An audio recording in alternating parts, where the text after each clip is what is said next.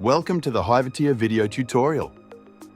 In this opportunity, we will review the processes normally carried out in the tyre workshop, such as removal, assignment of a tyre to replace the removed position, and a rotation. We will start with the inspection and removal of a tyre. Inspection is always mandatory, so we will select our tyre, always confirming the tyre marked number. We perform a quick visual inspection and, in Options, we select Inspect. The inspection form opens, we depress the valve as usual, check the pressure, and then begin the depth inspection, always from the outside in.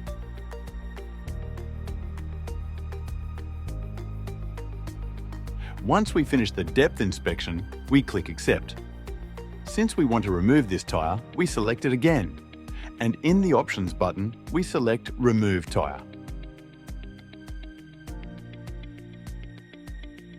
This opens the removal form, where the first selector is Reason, and we have 4 options. The first is Leave Available, as the tyre is in good condition but is meant for a spare or reconditioning, or you want to reuse it in another position of another vehicle. The For Repair option means that this tyre has some problem, either pressure or wear, that you can repair, so you will remove it, repair it, and then reuse it. For Retreading means that we will remove this tyre and leave it on standby, waiting for the supplier to review and hopefully retread or renew it. And the last option is Request for Disposal, which means scrap pile, meaning this tyre can no longer be used and we will leave it in the scrap pile to dispose of it because it has reached the end of its useful life. In this case, we will select Retirement Request, as it is the only reason that requires a reason for removal.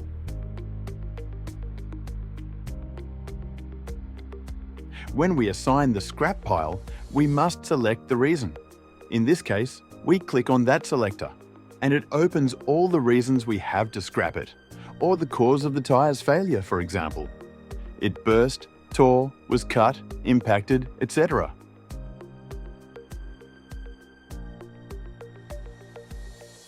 So we select a reason, confirm, and accept. This leaves the position empty and we have completed the tyre removal. Now we will rotate these 2 front tyres, positions 3 and 4 between each other. Therefore, we will perform the inspection of position 4,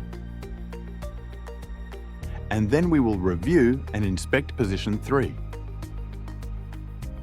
I remind you that inspection is mandatory, so it will not give you the option to rotate if you do not perform it.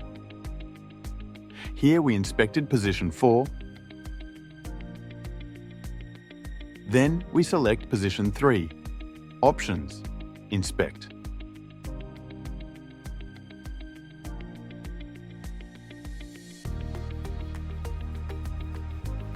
We perform the pressure and depth inspection, and upon acceptance, we can rotate these 2 tyres.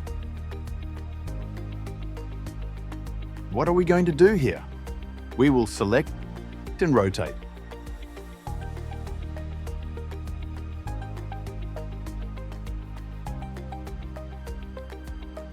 We select the tyre in position 4, press the Move option, and select position 3. This way, the tyre that was in position 4 covers position 3, and position 3 moves to position 4. Next, the assignment of a tyre.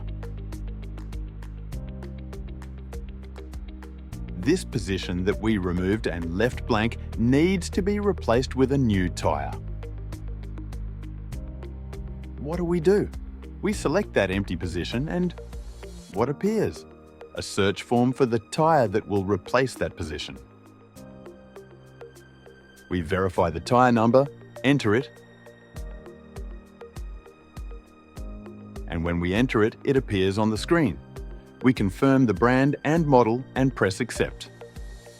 With that, the tyre is assigned, and we always close the vehicle's action on the ticket.